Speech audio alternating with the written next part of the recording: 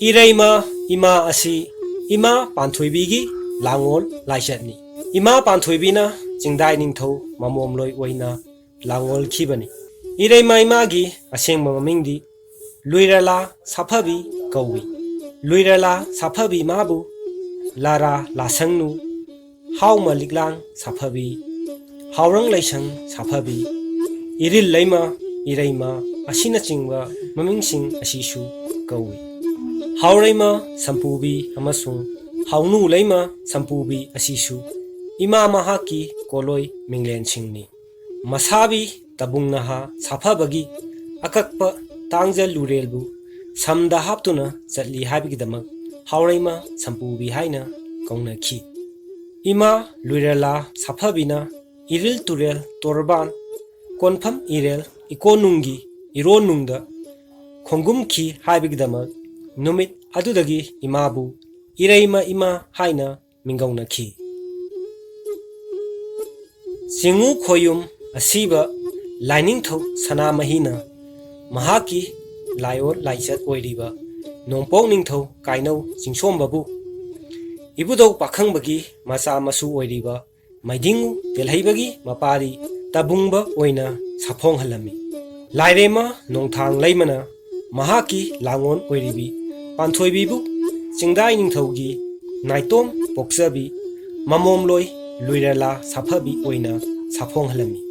Ibudau pakhang bagi masa masu oiriba maidingu telhaibana nonggakrabada mapari tabungbana kanglai phambalgi mapu oiduna palakpada laibak miyam harau mathoi kanakhi.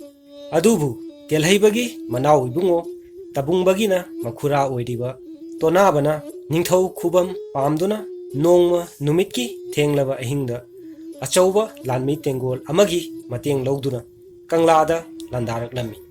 Tonabagi lanmina kangla khudum chalami. Mahagna tabungnaha saphaba amadi mama sanarembi anibu pharaga hananaba koithi thirammi.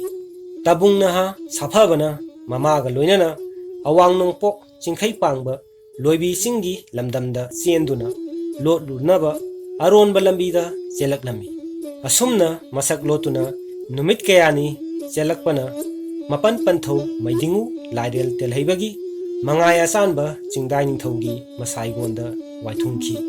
Jingdai mabung pangalbada mama sanarembina thokhiba thaudoksing lirammi. Phatraba tonabagi waribu taraga jingdai haubana timelta mayada siktuna kanglai tamda lan tagani haina wasaklami. Tabungbabu jingdai ningthauna masada masagum yokpirami. Loinana huyel lanwong timeltagi tarol thangi thanglon waira tenkaplon marik sumna takpirami. Haurang laisang saphabinashu sanarembibu mamada mamagum luna khanjarami.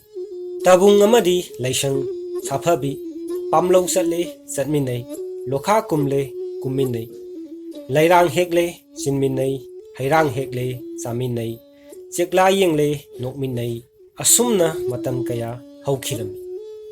Nongmagi numita sabi sanau anidu punsi lepun oiminasi haina wasaknarami.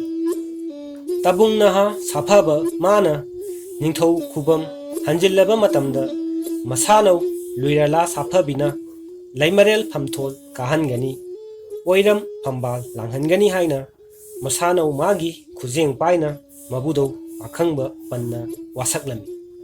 Haurang laisang saphabina panthau mapa jingdai ningthauda maidingu macha tabungbana kanglai phambal phangnabagi kanglai pung mayonda landabada mateng pangbiu haina taklammi. Asumna sahi manga surabada maidingu macha tabungbana loibi chingmi akanbagi matengna kanglai pung mayolda landaraklami. Lan mai paktuna kanglai phambal karami. Singu khoyum nongdamba mapu mana sanagi ningkraba thawdok kumhaibu namu taibangdi lairadana khoyum kanana kangamgani. Mabudau pakhang bagi koloi mingkhai panna tabungba mana laisang saphabigi mafamda sakhiba wasakpu kauthokhalami. Mama sanarembigi thausildagi angom ningthau magi mamom langlen nongbalon lamphel ngambiga punsi lepun semkhirami asomdana nongma chingdai ningthona sadanba chatlami lamai thaduna saram thatuna sadalami nongdamba mana tamkhibana sapu kanna silakpa nungsitna humbada chagliba lamai adu chingchong ningthau khamlangbagi lamkhai lansinduna chaklami masida chingchong ningthau mabu mithana de mabu usitadana magi lamkhaida changsillaktuna lamai tharibani haiduna chingchong ningthauna sauraduna chingdai ningthaubu pharami yaibi thawai hingninglabadi mamom luirala saphabibu numit mangani gi manungda chingchong ningthau mangonda thajau hairami chingdai ningthaudi karimata haiba ngamdana tuminna lairami magi manai achanba amana chelaktuna luirala saphabida wari pumba tamlami wari pumba tabadagi luirala saphabina mapabu kange khalladuna chingchong ningthaugi manakta lak luirala saphabina pambayama thiduna chingchong ningthau magi makadagi nanthokke khalami pamdana pamba saduna nungsidana nungsiba saduna laisang saphabina chingchong ningthauda hairaklami isabi chingchong ningthau akanbau nasanau momnu nuja oibi aidi numit singbum mangani korou mangal uphade chakmang phingmang liye korou singbum mangani gi tung luhong thaubu pangse punsi lepun semse chingchong ningthausu haraungna yaduna mapa chingdai ningthaubu thadokhirami laisang saphabina nanthoknaba lambi kaya thirami adubu nanthokpadi ngamlamde chingchong ningthaugi akan athausingna laisang saphabibu mikup kangdana sanglammi asumna leirakpana numit marini surami hairiba numit asidi tabungna ha saphabana mama sanarembi sikhraba matung mabudau pakhangbagi koloi minglen panduna sakhiba wasak adu khangning ningsinglaktuna masanau laisang saphabibu taloi singda chanduna kangleipung mayolda khujeng paiduna puge korong numit amatang oirabasu leimarel phamthol kahange haina khanduna chingdai khulda thunglaba numit oirami masanau laisang saphabibu mathangi numita chingchom ningthauga luhongani haiba tabadagi masanaubu kange haiduna numit adumakki ahing nongyaida tabung ningthau mana manai ama aniga aronba lambida laktuna